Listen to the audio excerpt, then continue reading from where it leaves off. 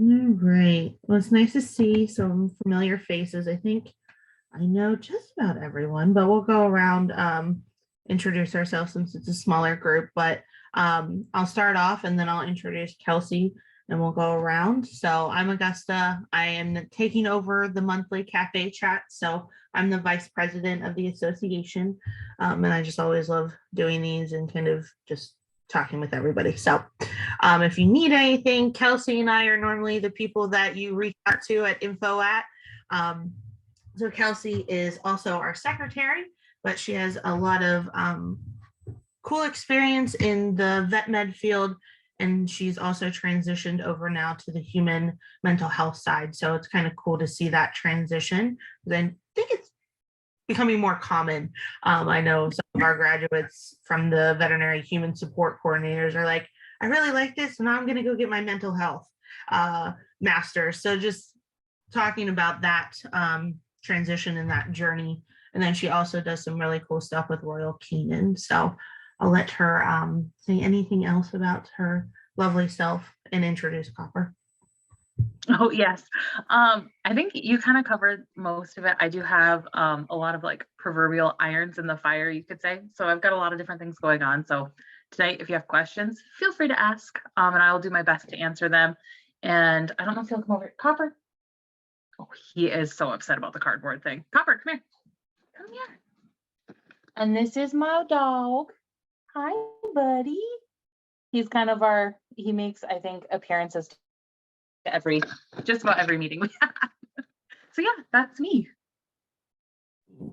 We'll go. I'll just start on the board. Megan, if you want to introduce yourself again. Hey everyone. So this is maybe I've been attending these, trying to attend them regularly. I basically work in kind of a research, policy, advocacy, education role for an animal welfare organization. I actually just finished my BSW and I'm contemplating what to do next. I guess I'll nominate someone. How about Natalie? Okay. This is my first meeting.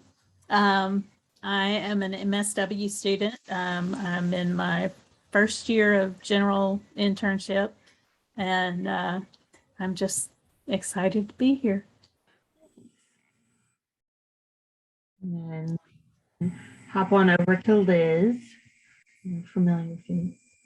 Hi, I'm Liz Connerton, Syracuse area. I've been in the veterinary industry for 20 years as a VTS, running a pain management rehab clinic.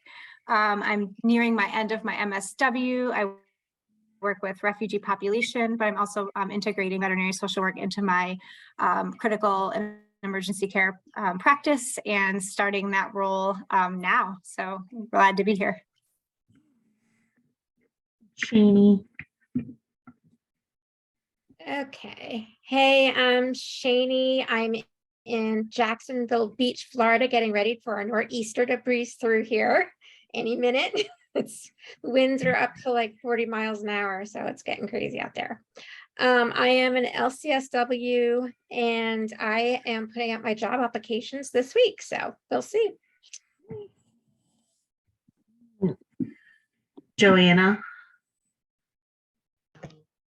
Hi, everybody. It's so nice to see new faces. This is the first meeting for me, but I've been in the background for a while. I'm a veterinarian with my own equine integrated practice. I'm in Vallejo, California, so I'm just outside San Francisco. And I was a graduate of the first cohort for the veterinary human support certificate. And prior to that, had applied and was accepted to UT's MSW program. And then there apparently are some political issues with California versus the rest of the world regarding online education. And so it exploded, and that's how I ended up in the VHSC. And I am super interested in veterinary mental health, and I'm at a major turning point in my career trying to figure out what the next step is going to be. And am I still going to pursue a master's, or is there some other avenue that I can use my skills and get away from clinical veterinary work? Yeah. Oh, nice. And Jennifer, if you're able to talk, I know sometimes people are driving home and stuff. If you're able to. The light's bad.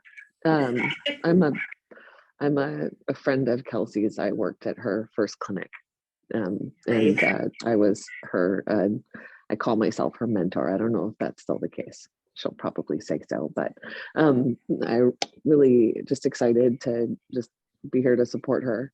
I'm not in practice anymore. I did attend veterinary school at MSU. I did a lot of time in medicine before I left. And now I'm a dog trainer and a bird trainer. That's cool. Nice. Well, thank you for joining and providing support. So awesome. Well, Kelsey, if you want to kind of give your, I always start with like life story, but you don't have to go that far. Yeah, well, I do want to confirm Jen was absolutely one of my primary mentors when I started this journey, which was like going on 13 years. I think it'll be 13 years this spring that I first started. And when I first started, I thought I wanted to be a vet. So for school, we had a program called Health Careers where you can like kind of go shadow and like learn about different careers. And they were willing to kind of like help me get into a vet clinic. So I started job shadowing at one of the only vet clinics where I'm from, which is in the Upper Peninsula of Michigan, kind of middle of nowhere. And I realized I didn't really want to be a vet. I didn't really like the work of actually being a vet, but I loved patient care and I loved working with clients. So I kind of fell into like a kennel technician and veterinary assistant role. And I stayed there for 8 years. And we went from a really small animal clinic to working in kind of mixed practice. So I was also doing some large animal work for a long time. We also had no emergency or specialty clinics in the area. So it was pretty much just us. We were kind of on call 24/7. And when I first started, I did not end up going. I considered many times trying to get my technician license, but where I lived, it was not accessible. So it just didn't make sense. And where I was, it wasn't considered like necessary. And so I just kind of stayed in an assistant title, but did kind of just about anything and everything in that hospital with the help of Jen, as she mentioned. So from there, I moved to Virginia in 2018, I think. My husband is in the military and he got orders to move, so I moved with him. And that was my first taste of like emergency and specialty medicine. I started working in the ICU as an assistant there. And while I was there, I'd already gotten my bachelor's degree in psychology and I knew I wanted to like do more in terms of my education, but I didn't really know what I wanted to do. I wasn't sure if I wanted to go for my master's in psychology or think about doing something with vet school again. I wasn't sure what I wanted to do. So I stayed in my assistant role in the ICU, and it was there that I was working with our criticalist. And we were doing an ultrasound one day, and she kind of looked at me. She's like, I think you would make a really good veterinary social worker. And I was like, I don't even know what that is. And so I literally went home that night and I like Googled veterinary social worker and I was like, wait a minute, this is actually a thing.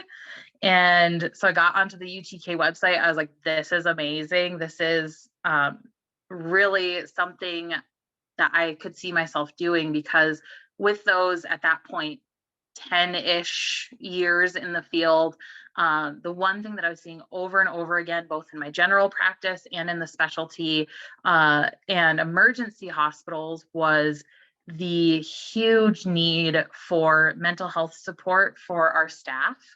I've seen so many wonderful people get so burnt out. I've had moments where I've feared for my own coworkers' safety and well-being, and just seeing the really profound effects that this field can have on us, because we are naturally tending to be more nurturing and caring and compassionate people in the field. And if we don't have the right resources, it's so easy to burn out.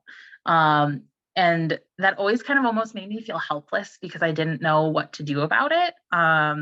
And I didn't know, again, at the time, that veterinary social work was a thing. So I learned about that in 2019.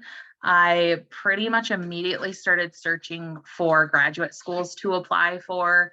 And because I knew, since I wasn't a licensed technician and I didn't think I was going to go that route, I was like, this is, I guess, what I can get my master's in. I can get my master's in social work. So I applied and was accepted to an accelerated program. Oh, my dog is chewing on the cardboard again. Copper. Every time. So I was accepted to an accelerated program in Virginia Commonwealth University. I started in May of 2020 and I went straight through until August of 2021 and graduated with my master's in social work. And while I was in school there, I applied to UTK's VSW program and was accepted to that as well. So I'm not done with that program yet, but I have about half of the coursework done. I have my Keystone project basically done. And we then, in the middle of my grad school, moved to Albuquerque, New Mexico. So that's where I'm coming from you now, in Albuquerque. I've started working again in the ICU for a large specialty hospital here. I've since transitioned to an internal medicine assistant role. And so I'm continuing to do that. I finished up my master's degree. I got my provisional license. And then I started looking into kind of the human side of things and stepping away from being in the clinic, since if you're not familiar with like social work licensing, when you first start, you have supervisors and kind of people helping you out. And at my clinic, there's nobody like that. So I needed to kind of get my clinical experience somewhere. So that was when I kind of stepped away and started looking at the human mental health side of things and getting some more of my clinical skills there, which I'm now doing. I'm working full-time for a private practice mental health agency here in Albuquerque. And I'm seeing clients pretty much from all walks of life right now, just to kind of try to get a really good broad experience that I can take back into the veterinary world with me. So that's where I'm at now. I work full-time for them. I work part-time for the veterinary clinic through UTK's VSW channel on Slack. I found the association, and when they were calling for elections and to get some new board members, and I was like, that looks cool. So I applied. So here I am as the secretary today. So I'm doing all of that for my Keystone project, which is like, if you're not familiar, it's just kind of a project or something that you do in the field as part of your VSW program. So again, the UTK Slack channel came through for me again, and I saw something from Royal Canin that was looking for help, and that could be like your Keystone project. So reached out to them immediately. I met Dr. Jeannie Bishop, who I have continued to work with. I started working with her this spring. We developed some mental health and wellness toolkits that are currently going through like a focus group thing for Royal Canin and for Mars Veterinary Health. So hopefully if those go well, they'll kind of get dispersed to Mars clinics, so Banfield, Blue Pearl, VCA. And while I was with her, she also was able to kind of help me get in the door of doing some public speaking. So far all through Zoom because COVID, but in September gave a talk on emotional balance for veterinary professionals with Royal Canin. I'm going to be doing another one on grief for Royal Canin next Thursday. And then I will be repeating my emotional balance talk at VMX Virtual this January. So that's super exciting. I don't think there's anything else. There's a lot. So I'm sorry if this is kind of disjointed. I didn't really think of the timeline too much before I started talking, but so that's kind of where I am right now. I am trying to get some clinical experience with the human mental health side of things. I do have a couple of like pet loss specific clients that I'm seeing right now, but I'm seeing pretty much anybody, and continuing my work in vet med. So I kind of still have a foot in both worlds as I look to kind of get some more experience and see where to go from here to start kind of bringing my skills and my knowledge back into veterinary clinics and stuff like that. I am only here in Albuquerque for one more year, so I'm kind of waiting to see how all of this pans out before I move to Florida. So that's, I think, kind of like the gist of it, which is a lot. I think that's just part of being like a vet social worker is you have to be a part of like 500 different things at once. Yeah, you have to like wear all the hats. Yes. Yeah. How has it been for you doing both? Like with the dual relationships and the boundaries? Yeah, I know my it's coworkers would come to me all the time. yes, it's tough. I did even have several coworkers being like, "Oh, you can be my therapist now." I was like, so I had to like explain to them why I can't be their therapist. I'm like, I'm your friend and your coworker, so like, it's not what you want in a therapist typically. And it is kind of challenging sometimes to kind of you have to really make sure you're like sticking within your role. So if I'm seeing a pet loss client and they're talking about maybe their pet's medical condition that they passed away from or something that happened at the vet clinic, like I can't just be like, oh, well, this is probably what happened and like explain all of the medical stuff to them because I'm not there in a medical capacity. I'm there in a mental health capacity. And then vice versa in the clinic right now, I am there as an assistant. I'm not there as a mental health professional. So, which can be really challenging because sometimes I'm like, I know I could help this person or I could get them something, but especially if it's not like in my department, I have to, stay in my lane. And, I can offer them resources just like we would as veterinary professionals anyway, but like I can't go in there and offer counsel to them when I'm there in an assistant capacity. So that's definitely tough to kind of like keep in mind sometimes. And the clinic that I'm at right now is also still kind of trying to recognize that because they know my education, they know what I'm doing, they know what I want to do, and they want to utilize me for that.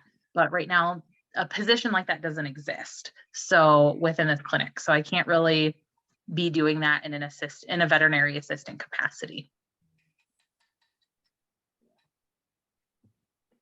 Makes a lot of sense. I know that one always comes up for people. Yeah. Yeah, especially like ones that are trying to get started and they're like, well, I'm already in the vet field and they're coming, Yes. so I can just dive right in. Like, let's think about that.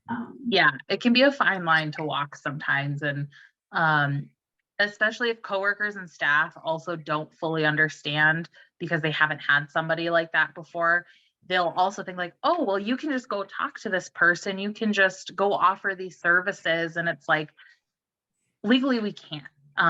There's we have ethics that we're bound by, and it is really important to recognize for social workers that we really want to watch out for dual relationships. So we don't want to be trying to wear two hats at once when we're talking with somebody.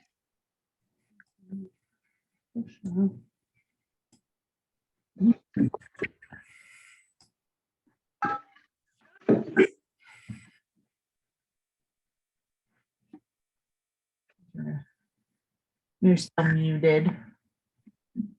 I have a question regarding that. So in my facility, since I run the pain management and rehab clinic, I manage that.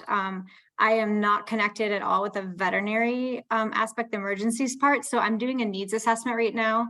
And so with that, I'm doing some interviews and I'm going to be doing focus groups under an LCSW. And I'm wondering, in New York State, what I'm doing is considered legal because I'm not doing individual therapy or direct clinical practice, right? But I'm doing a needs assessment to see how building a VSW program into my agency works.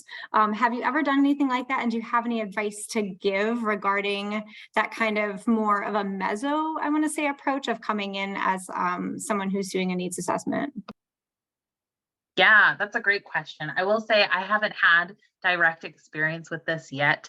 It's kind of been tossed around at my current clinic, but it just hasn't panned out to where we can do something like that. And the biggest thing really is to pay attention to, honestly, state regulations. It just varies so much state to state on what people can and cannot do, both in like a social work or veterinary medicine kind of perspective.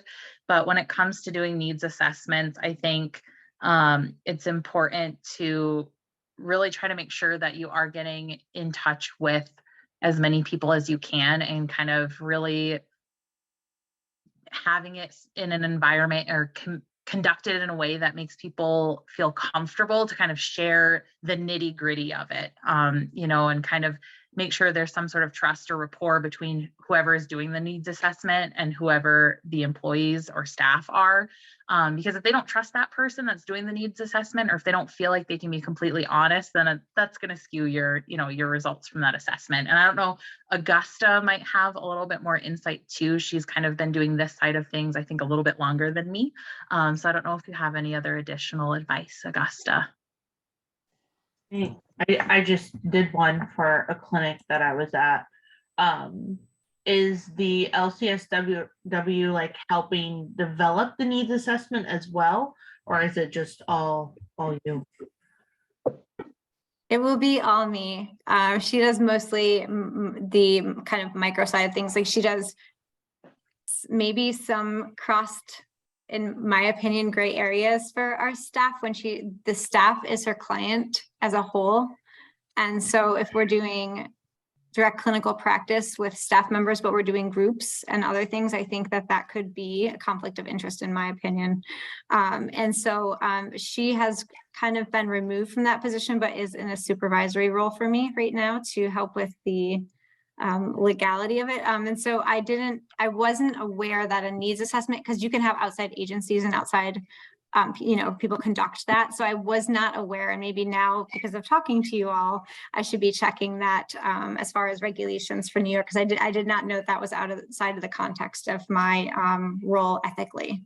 So I will have to check into that to double check to make sure, because that is not something that the LCSW who's supervising me does. Yeah.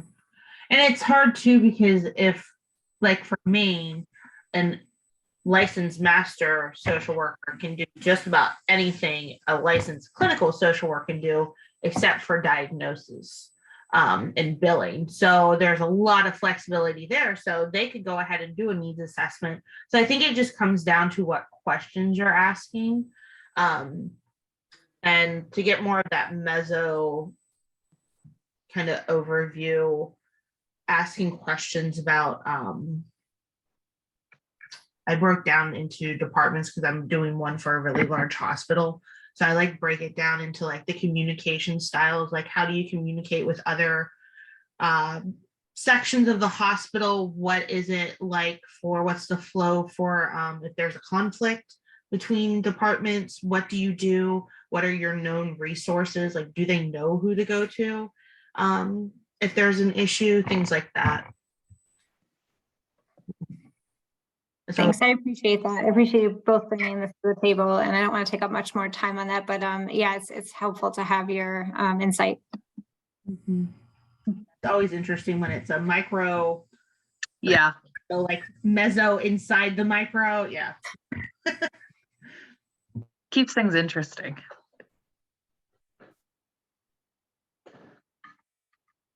I always think of like the Men in Black, where they like open up the locker and it's like a whole universe. Yes.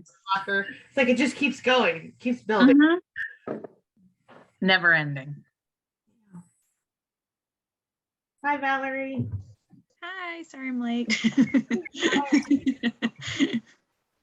I was hoping that you would be here because I was thinking of you. You just posted that you're going for your master's, hopefully.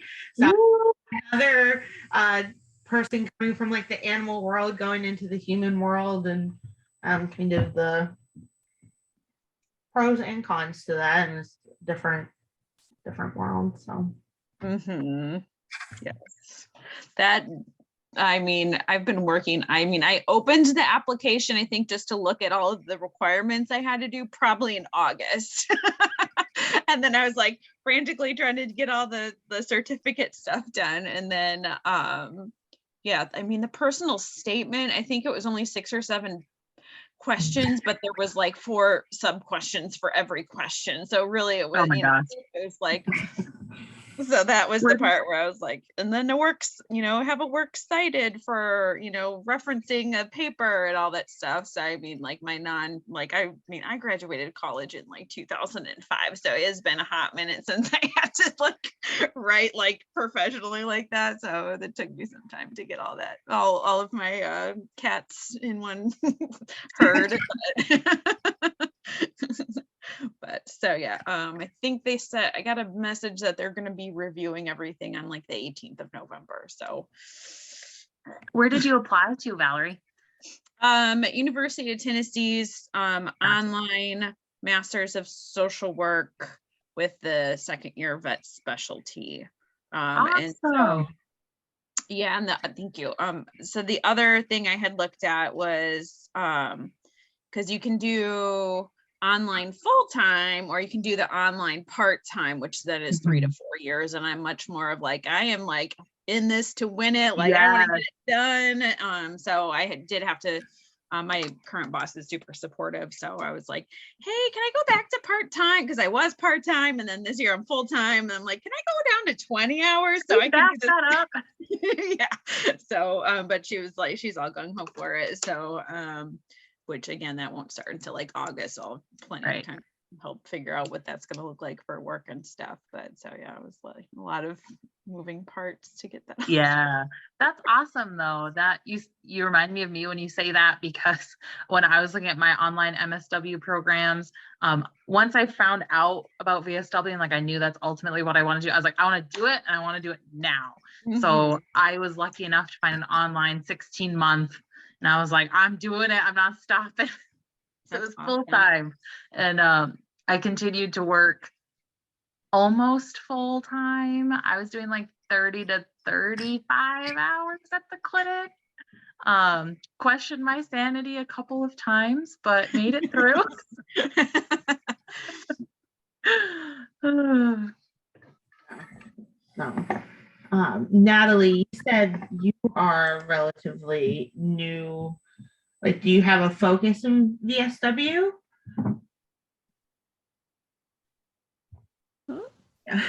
That's the direction I would like to go. The problem I'm running into right now is I'm in Georgia. Nobody in Georgia has any idea what that is. I've talked to different vet offices and stuff just out of curiosity, asking them, do y'all have social workers? Do you know anything about this? And all of them are like, I have no idea what you're talking about. No, we don't have social workers. They all use their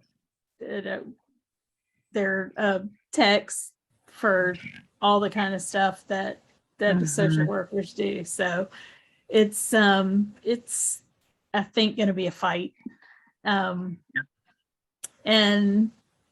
the University of Georgia, where I go to school, has at their hospital, they have a social worker there at the veterinary hospital, but she has had the worst trouble trying to get the social work school to send her interns. And when I spoke to the social work school, they kind of acted like, yeah, well, nobody really wants to do that. And I was like, I want to do that. Yeah. But I've had nothing but trouble with the one person who places people. And the original place that she put me this year, I told her from the very beginning, I didn't feel like was a good fit. Well, now I've been kicked out of where I was. So now I'm in a really tight situation and I'm not sure what's going to end up happening. So it's become really a struggle for me at this point. And I'm kind of frustrated about the whole thing, but I'm just trying my hardest to hang in there and see, what I can do from here. Does your school allow virtual internships? Is what? Does your school allow virtual internships? Not that I know of. You should find find out. Some of them have made exceptions because of COVID. For my online program, I was supposed to be doing in-person internships and placements, but I ended up doing all virtual. I know somebody on here mentioned that they work with a refugee population. That was what I did for my internship too. So like my internship had nothing to do with VSW, anything. I worked with the International Rescue Committee, and I worked with refugees. And I had to fight for mine a little bit too, for them to keep it virtual. Well, the place I was originally at was supposed to be hospice and palliative care, but I couldn't do that because I don't drive, and it was all at home at people's homes. So because I don't drive, I couldn't do that. So they agreed to let me do the virtual mental health, because they have a mental health also. And that's what I was supposed to be doing, but things kind of got all mixed up with my training. So they ended up turning around and saying, well, you're so far behind that I don't think we can do this anymore, and we can't help you. So Yeah. they said, I don't think this is a good fit for you, and basically said goodbye. Oh, Jennifer's in Georgia. We can find people for you. That's not a problem. Before we head over to Joanna, I'm happy to keep this conversation going. I have, because you registered, I have your email. Because I'm just thinking there's other ways to go about it. Like, I know all 2 of my internships that I did had nothing to do with VSW, but I found ways to like bring them in, just different creative ways. And also too, like Kelsey was saying, just building that clinical experience where you, you know, I did 2 years of community mental health just to get my full license, and got through it, and now I can do VSW full time. So, but yeah, we can definitely get creative and find and we can, you know, even if our field placements or internships aren't ideal, we can usually find ways, like I guess said, to kind of pull out some stuff. Or even during when I was doing my classes, which my school also didn't know what a VSW was. Not a single professor, they were all like, don't know what you're talking about, didn't know that was a thing. Okay. So I would do some of my assignments on veterinary social work, or on populations within the veterinary social work field. I've done that. Yeah. And just because you're still building your knowledge base that way, and, you know, building some clinical knowledge, and then, you know, continuing to network and kind of push against what's been going on with yourself and at your school. And kind of really, this is as tough as it is, it's a lot of opportunity to like advocate. And you're kind of paving the way, which is one of the hardest things to do. But, you know, sometimes that's where we do the most, you know, we put in a lot of work, and we can kind of lay that path for yourself and for others in the future. Yeah. Yeah. We'll do whatever we can to help you. I greatly appreciate that. That's kind of part of the reason I joined, because I knew there was quite a few people who, you know, could be a resource for me, which, you know, I met so many great people at the seminar and all. That was fantastic. And I said, I got to join all this. Get to know all these great people. We're so happy you're here. Yes. Love it. I wanted to be a vet when I was a kid, and I worked in a vet's office as like a kennel tech and all. And the vet that I worked with, she looked at me and said, if you love animals, you don't want to be a vet. And I know she was saying that because of all the hard things that you go through with the animals, you know, as a vet. So I completely understand, you know, what she meant. But my life kind of took over in a different direction, and that didn't happen. So here I am in a whole nother, I've been an x-ray tech now for 30 years. So. Yeah.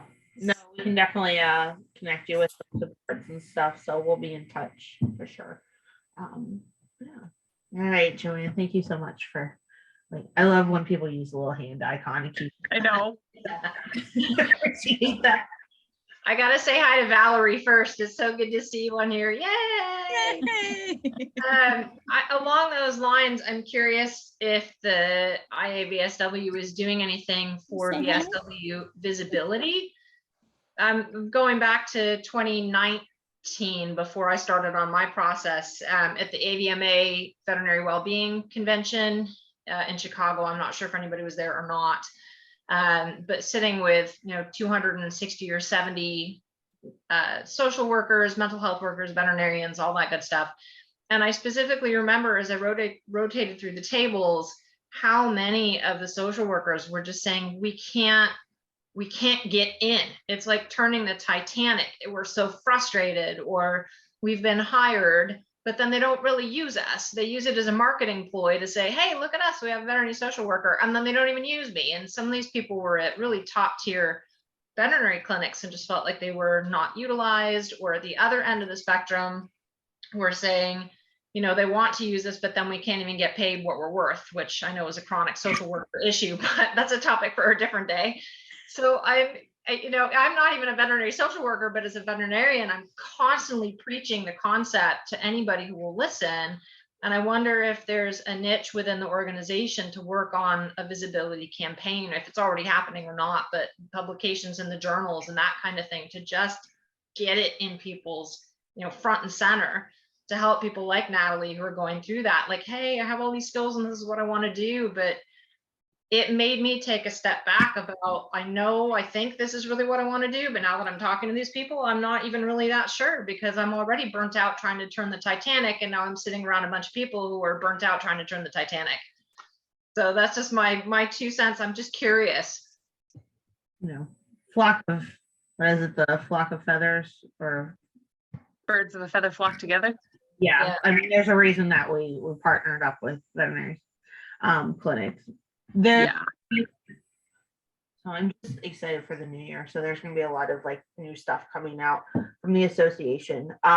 But yeah, we definitely have that education component where we can do that outreach and everything. Like a few of our members and board members have developed curriculums for other schools to utilize in the pooling. So it's definitely out there. And I mean, the conference is growing every year. Almost doubled what we were last year. But yeah, it can feel like an uphill battle sometimes.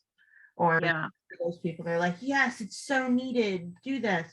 Oh, but we don't want to pay for it. Or, oh, we don't have time to do that. I work 12-hour shifts. I can't make my, availability. We've heard it all. And it's true. So there is burnout, but there's also like, Debbie uses the term compassion satisfaction as and so it's like that outweighs it, at least right now. It outweighs it for me. But yes, we do have plans to increase that. Kind of increase visibility, awareness. And I will say too, another thing I think about the veterinary community in general is we can be resistant to change in a lot of ways sometimes. And, even though somebody in a clinic might be like, oh yeah, that sounds really needed. But then when it comes in to the clinic and it's like time to make those changes, you can get a lot of and people might hesitate to utilize VSWs. And again, I think with a lot of people, it just kind of comes down to an understanding, and then also feeling like they can trust, because I think at least in my experience, there can be a lot of disconnect between anybody that's like superior in the clinic. And so if you come in and if that's kind of how you're marketed, or if they don't really understand what you're doing and they think you're coming from more of a place of like administration or management, that can cause a lot of people to really clam up or to just avoid using you at all. So like staff won't come to you or won't come get you for a client. And that's just a pattern I've noticed throughout the years, that we can be really resistant to stuff like this. I know. the amount of times that I put like every single thing I share or post, I'm like, this is confidential and will not be shared with management. It stays between us, like bold everywhere, so that, and it helps because I think we get confused a lot with HR. They're like, Yeah. they're here for that. No, no. Yeah. And yeah, I think, and I do think if we can increase some visibility and some knowledge around what it actually means, and that it's not just another like branch of management or HR coming in to like tell you what to do, could be helpful. Speaking of visibility, this is a funny story. We got an email from somebody from Scotland that wanted to talk about veterinary social work and everything, but it was, what was it, Kelsey? He thought that it was another career opportunity for vet students. Yes. Like, no. We don't. Yeah, like that you could be like a veterinarian and social worker, like that it was a singular career path. So I was like, there's an education opportunity. So we're hoping to do more of those. We have a full board this year and just getting out there with partnerships and things like that to really boost it. Yeah, and I know even when I'm doing my stuff for Royal Canin, the beginning part of like introduction is also like, whoever's listening to one of my talks will also hear about what VSW is, and why it is helpful. Megan. And so because I just finished my undergrad in social work, and having done an undergrad in animal science with the full intention, and like a lot of other people, of being a vet and just not going down that road, I wonder about, because the VSW program, I mean, there are exceptions, like there isn't a way to, so I might try for that and see how it goes, the application to bypass the MSW, because I already have a master's in another discipline, but the idea of bringing it down to the undergrad level and that cross-pollination. So if you've got social work students offering electives in the human animal bond, and then if you've got like pre-vet students offering like the other side too, so that it plants the seed a little younger, because as soon as I started to explain why I was there, people were like, oh my gosh, I totally get it. And so it's they weren't there for animals, but they could totally see the validity of, you know, why I was there in doing my social work degree. So I think it clicks for people. And so it's just wondering if there's a chance to like, yeah, start to introduce it even younger, so that you don't necessarily have to wait to the master's level and you can already be out there kind of getting the work done. For sure. Yeah. Yeah. Yes. Because I know just from not even the association, but like for my job with Align Care, working on a curriculum, not necessarily the whole program, like you're saying, Megan, just here's a class that you can take and how to incorporate animals into the family tree and the intake assessments and things like that, and grief and bereavement when you're talking about human loss. Oh, here's pet loss too.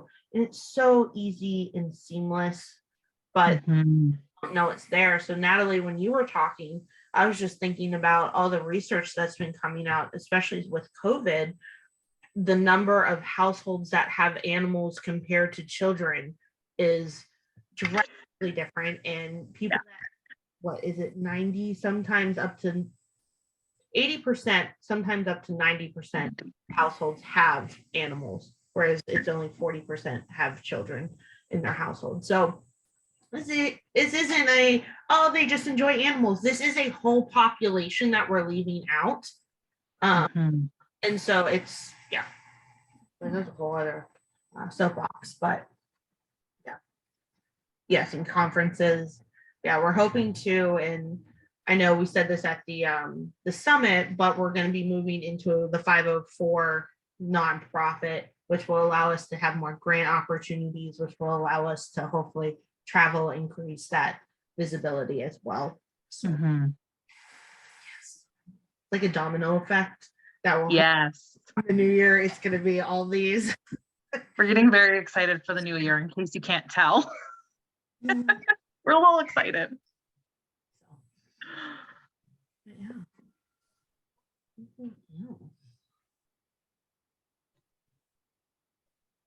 I love this one. I'm like, I will gladly take over cafe nights. So Yeah, and I forgot to mention, this is my first cafe too. I haven't, even though I'm part of the association, I haven't done one because usually I'm working at this time, but I was like, I can change it up and try to come. I'm suspicious in a good way for the IAVSW. Yes, you should be. We're getting excited. We're trying to get a lot of things organized and start kind of launching some more exciting things. Yeah. And this too is the first time, I think, since the conception of the association that we've had a full active board. So everybody has their roles and it's a really awesome group. So yes, our board is incredible. They're so great. Ooh, I have a question. Yeah. Is there a way, obviously you have the full board, there's a lot of exciting stuff coming up. Is there, like, I want to do more than just a regular member, but I don't have enough time to be a board. Like, are there other little pockets where you're like, okay, we need a little bit more commitment, but not like crazy commitment? Like, because I'd be interested in like helping more than just a regular member, but not like board level stuff. So if there's like a middle ground I could like hop into, like I would totally be on board for that. Yes. You want to take away, Kelsey? I'll see if we were on the same wavelength. One of the things that I think could be kind of a good middle ground, we are developing or have developed some committees. And those committees allow you to have a little bit more of active voice and participation in that part of our work, but you're not having to attend or do all of the stuff that a board member would have to do. But like we're developing an ethics committee right now. We have a diversity, inclusion, equity, and belonging committee. What other committees do we have? I feel like we're gonna have a education one soon, especially CEs get up and running and stuff. So that's probably gonna be on board. But ethics and then the DEI are the two big ones right now. Yeah, and then if you haven't seen, this isn't necessarily a committee thing, but we are also trying to expand kind of our contact with everybody some more. So we're going to be starting the journal club, where we can kind of come together to talk about some stuff in the research and make sure we're understanding and learning about the research, and also, giving ideas on where the research can go, and, where can we be part of that? Who wants to be a part of continuing the research? So I'm really excited for that too. Yes. Ooh, I'm glad you like the newsletter, Lori. A lot. Yeah, so we're gonna do it every quarter. Yes. Yeah. So if you didn't get it, let us know. We can send it to you, and you can also sign up. So yeah, and the other thing, I haven't exactly gotten it off the ground yet, but we do, if you don't know, we do have the Slack channel. If you're not a member of the Slack channel and would like to be, you can email me at info@iavsw.org and I can send you an invite. One of kind of my projects for the upcoming new year is to get that channel more active so we can kind of connect a little bit more asynchronously, have stuff kind of put out on there. And just more of a chance to interact kind of as we're able. So that is something that I've got kind of brewing. So if you're interested, you can let me know and I can get you a link, because I still have to check the link. I know we put one out in the newsletter, but I need to make sure our links expire sometimes. So I've got to go through and see if this most recent one is even usable for you guys. And if it wasn't, let me know. And I can get you guys good new links.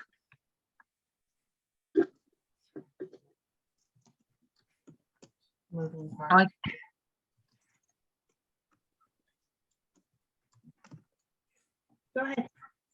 Go ahead, Joanna. Thanks. There's a couple folks who joined on a little bit late. I'd love to hear just a bit about who you are and your background. Just fun. Yeah. Each other. 3 great ones. I think with Kelly, and then I think Kelly, Valerie, Lori. Okay. Hello. Can you guys hear me? Yay. Okay. So my name is Kelly Bremkin, and I'm the veterinary social worker at the Oregon Humane Society in Portland, Oregon. So I'm always excited to hear other people talk about animal welfare. I am a former longtime animal shelter worker with lots of different managed intake, open admission, all kinds of different places. And then I decided to go back to school, got my master's in social work and my VSW at Tennessee. And currently am out here on the West Coast. I just met a new VSW today though. The VCA Northwest Vet Specialist in Portland has hired their first veterinary social worker. She comes from a long line of medical social work. And then her and I connected today, which I'm very excited about. And I only VSW at an animal shelter in my area, but I'm not the only VSW in my area. And in fact, we're getting a little West Coast chapter together.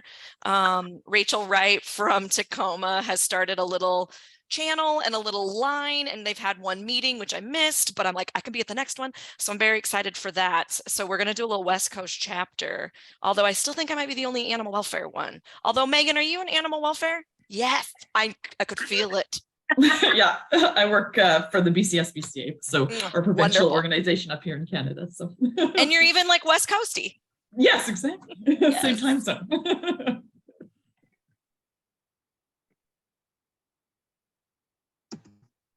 Yes. I agree, Augusta. Yeah. I'm all for like some plugging. I think I go rogue sometimes. I'm like, they're not our partners, but I'm going to share it. And that's the joy of Facebook. Like it just all goes out there. Yeah, I'll introduce you via email to Rachel. Awesome. Well, that's exciting to know that. I feel like it has taken off like on the coasts a little bit quicker than in other areas of the country, but it's exciting to know that there are enough VSWs actively working for those of us that are concerned about getting in somewhere. There are enough actively working now where they can create their own like regional chapter. I think that's super exciting. Valerie. Oh, hi, I'm Valerie. I'm currently located outside of Chicago, Illinois. I bounce between here and Tennessee, where my husband is from. We don't have a permanent residence. We just live with family and out of our RV. We both have remote positions. I just finished my veterinary human support certificate. Super exciting. Just applied for the master's through UT. Also working towards being a educator and eventually a trainer for emotional CPR. Thank you, Joanna. So doing that. And my oldest dog is going to turn 15 on the 10th. So I'm very excited about the birthday party I'm throwing him. So happy early birthday to your dog. I threw my dog a birthday party this summer, so.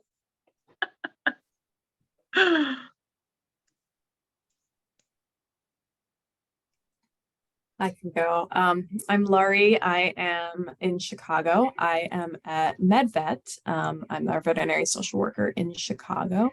The MedVet program is pretty new. I was the first one and I started in December. So we're growing by leaps and bounds. However, like Kelly, I started in animal welfare when I was 16, doing shelter work and doing all the things, and kind of realized down my career that this isn't an animal problem. This is a people problem, and a people communication problem, and a people empathy problem, and a people understanding problem. We're not going to solve pet overpopulation and euthanasia without the people that love animals communicating well and with empathy. Worked for HSUS for 7 years, was one of their first Pets for Life managers, if you're familiar with that program, and then was director of community outreach at PAWS Chicago, which is a large low-cost spay-neuter clinic shelter in the Midwest. Built programs on DEI and job training in the veterinary world as well.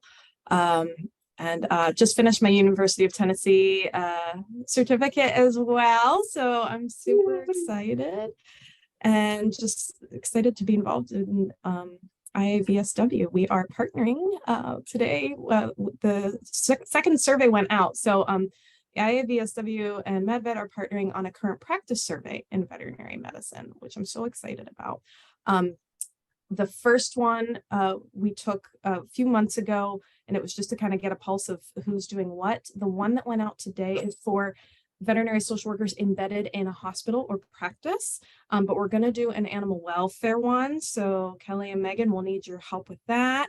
Going to do an AAI one, and some on the link and research. So the idea is to get a survey out there to see what we're all doing and publish the results. So we're really excited about that. So if you fall into any of those categories, I will put my email in the chat. You're welcome to send me an email, and I would love to have you be a part of this, of our study. I didn't mean to come on and plug, like shamelessly plug. I'm so sorry. You know, I love you all. Listen, And I was just coming home. It's the question I get asked every single day by people outside of this field. And every time someone asks me, I get that picture of Office Space where someone goes, well, what is it? What would you say you do around here?